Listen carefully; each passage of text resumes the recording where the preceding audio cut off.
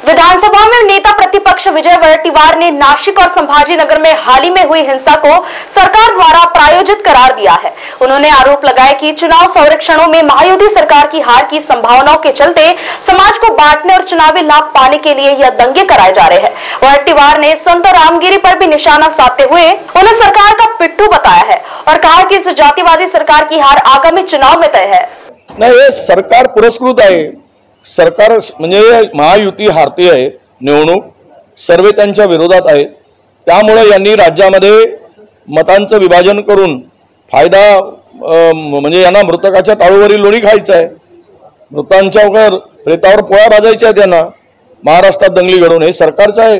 जातीवादी सरकारला दुसरं दिसणार काय? यांना वाटतंय की राज्यामध्ये अस्थिरता निर्माण होईल, दंगली होतील, जातीय तेढ निर्माण झाली की आमची पोळी भाजेल।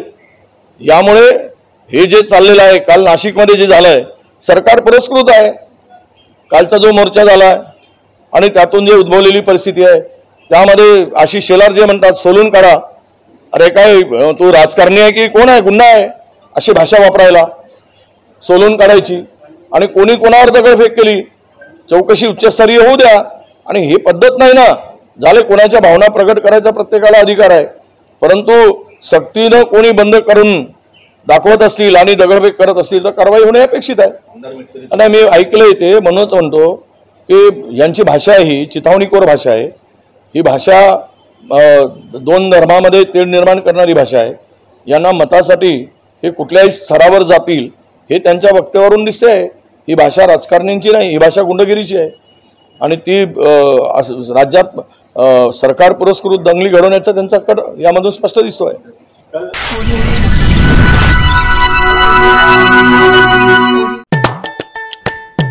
मानवी मनोरा रचण्यासाठी लागतं उत्कृष्ट व्यवस्थापन, नियमांचं पालन आणि उत्तम संतुलन, अन्यथा अपघात होऊ शकतो। त्याचप्रमाणे निसर्गाचं संतुलन बिघडल्याने पर्यावरणाला धोका होऊन भूस्खलन, दरड कोसळणे असे भीषण अपघात होतात। त्यात जीवित व वित्तहानी होऊन अनेकांचे संसार उद्ध्वस्त होतात। हे टाळण्यासाठी निसर्गाचे रक्षण करणे ही आपली जबाबदारी आहे। तसेच डोंगरापासून सुरक्षित अंतरावर वस्ती करणे गरजेचे आहे। भूस्खलन प्रवण क्षेत्रांबाबत कायम सतर्क राहणे आवश्यक आहे। डोंगरावरची झाडे झुकणे, पाण्याखालची माती वाहून जाणे या भूस्खलनाच्या प्रारंभिक खुणा असू शकतात।